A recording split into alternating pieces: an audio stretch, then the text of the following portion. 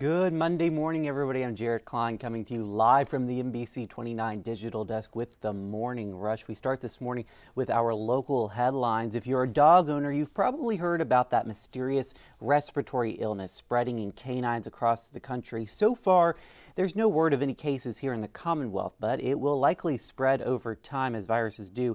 And veterinarians we spoke with say it's not time to panic. I don't want people to be scared and cancel all their holiday travel plans right now. I don't want boarding kennels to have to shut down because everyone's afraid to bring their dogs there. The illness begins with a cough that can last a few weeks, runny eyes, and sneezing. If you notice any of these symptoms in your dog, give your vet a call. How did the people who send those annoying mailers get your personal information? Well, turns out it may have been from the DMV. The Department of Motor Vehicles is allowed to share things like your name, address, and driving record, but there is some personal information of yours the DMV will keep to itself. So is personal information that is protected, and then there is highly personal information for things like your photograph and your social security number. And based on what the request is, the reason for it, and who is asking for it, the requester is entitled to certain categories of that data.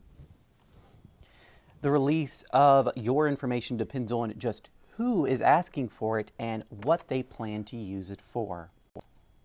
And Albemarle Cider Works kicked off the holiday season with a winter craft market. Along with the market were crafts and activities for kids to enjoy. There were workshops for making cookies and wreaths, and of course cider for people as they enjoyed some shopping. Now, only about a dozen vendors were selected, and that was done on purpose to give it a homey feel for families.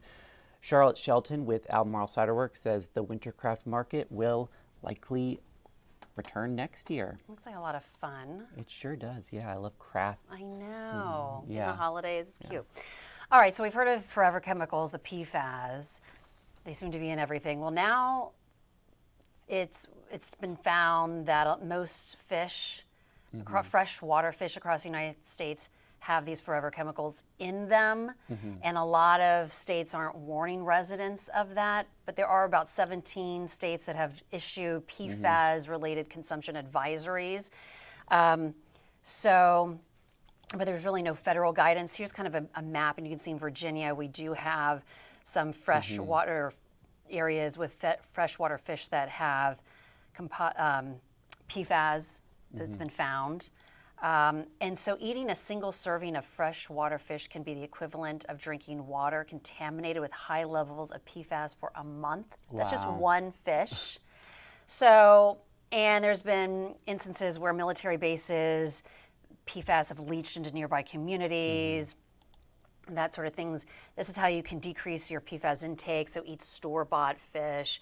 Eating a fish fillet is often recommended, but as it accumulates, fewer chemicals than organs or eggs. So, and then again, there are some states that have guidelines now. So New Hampshire, Washington, Maine, and New Jersey, they have some really protective guidance. But it's all about, again, knowing kind of where your food's coming from and that sort of thing. Read the label, as Rita always says. Yeah. She tells us every Monday at noon.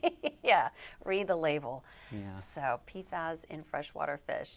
Something else to worry about. Yeah, okay. So I don't know. I remember my brother, when we were little, scared me and said, you know, when you sleep, a lot of times you eat, you actually consume a spider. Did you heard that, right? I've heard that, yeah. Yeah. Well. You do? The claim is it's really kind of impossible. Okay. So, yeah, so you don't. You don't. So the science behind it is that they don't really, like damp spaces. Yeah. So they totally will not want to go near your mouth. That's according to entomologists. And so when you're sleeping, they don't want to be in your mouth. They also, it's just not conducive to, how they live. Yeah.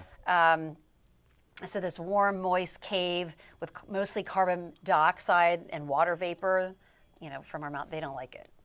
That's good to hear. And then of course, in the off chance that somehow you get a spider in your mouth and you swallow, nothing's really going to happen to you because your stomach acids will kill it. Yeah, I was about to say, it's not like it's going to do any harm to you. Yeah, and generally, spiders don't like people, humans, so they stay away from us. Yeah. So this whole idea of you're sleeping and they come crawling and get into your mouth is like pretty much is a no. So it doesn't really Well, help. we mutually do not like each other. No. Yeah. I'm not a spider person. No. No, I don't like them. Creepy. But I have noticed, I mean, have you ever seen a spider in your bed? Oh, I have. Terrifying. And I couldn't sleep in it. I had to strip all the sheet, and I still couldn't. I Still couldn't sleep in slept it. in another bed. That's it's terrifying. All right, and lastly, take a look at this. So this is this shipwreck. It was found intact in Lake Huron in Ontario. It was it's believed to be an African ship from 1895 that disappeared during a storm, and the entire crew, 11 sailors, they all died.